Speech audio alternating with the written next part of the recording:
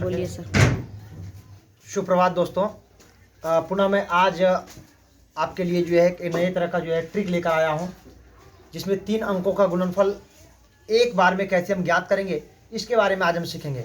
कल हमने जो है 2 अंकों का गुणनफल सीखा और बड़ा ही मज़ेदार ट्रिक था। आज हम 3 अंकों के गुणनफल के बारे में ज्ञात करते हैं। तो चलिए आइए वीडियो को शुरुआत करते हैं।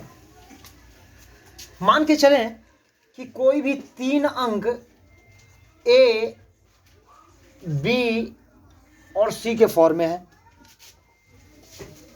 डी, ई और एफ के फॉर्म में है। ये 3 अंक और 3 अंक का गुणनफल ये किस प्रकार से लिखा जा सकता है? ऐसे दे देगा आपको। एक एग्जांपल के तौर पे 3, 2, 4 को 5, 4, 7 से गुना करें और उसको एक बार में आपको आंसर लाना है और एक बार में परफेक्ट आंसर आएगा। तो ध्यान रहे, ए, बी, सी, डी, ई, एफ, इकाई दहाई सैकड़ा, इकाई दहाई सैकड़ा। पहला क्या करना है?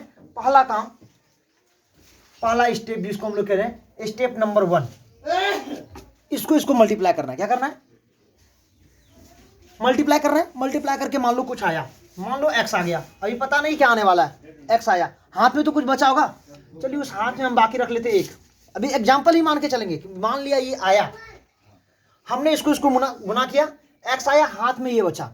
चलिए अगला प्रोसेस जो सेकेंड स्टेप करने वाले हैं, अब कि मैं इसको इससे गुना करने वाला हूं और इसको इससे गुना करने। मानो कैंची चला रहा हूं, अब कैंची चला चला के छोटा करूंगा तब ना मैं काम पहुंचूंगा पॉइंट पे।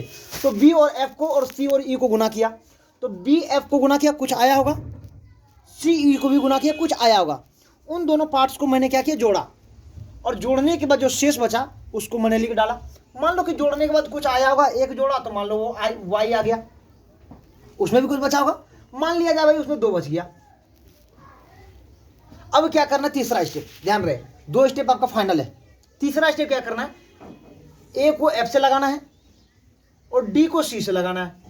बड़ा कैंची चलाना है, छोटा कैंची चल गया, बड़ा कैंची चलाना है। याद करने का तरीका, ए को एफ से चलाना है और डी को सी से चलाना है। और उसके बाद है 2 भाग बांट भी देना है इसको ऐसे भी मल्टीप्लाई करना है।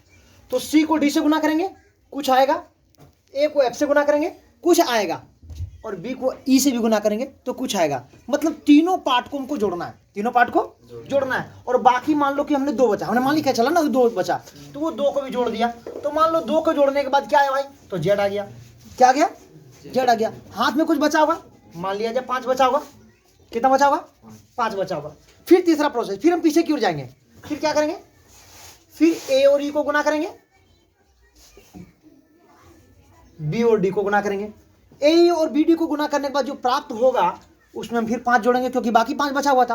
मान लेते वो आ गया एम। कितना आ गया? एम आ गया। और फिर कुछ बाकी बच गया, तो कितना बाकी बच गया? मान लिया जाए 4 बाकी बच गया। लास्ट जो प्रोसेस आपका होने वाला है फाइनल में, आपको ए और डी को गुना करना है, तो जो प्राप्त होगा और हाथ में जो बचा हुआ है उसको जोड़ देना है। टोटल जो फाइनली आपका आएगा फॉर्म में, मान लिया जाए पी क्यू फॉर्म में आएगा, वो टोटल का टोटल उतार देना, क्योंकि उसके बाद आगे कोई अंक नहीं है। अब मैं इसी को एग्जाम्पल में लेता हूं और इसी को मैं पुनः बनाने का प्रयास करता हूं। चलिए देखते हैं कैसे एक बार में बनेगा। ये हो गया 3, 2, 4, 5, 4, 7। बहुत इजी तरीका, एकदम बिल्कुल आसान सा। सबसे पहले 7 को 4 से गुना करेंगे, तो 7 को 4 से गुना करेंगे, 7 चौके 28, 7 चौके, हाथ में कितना बचा है? 2 बचा है।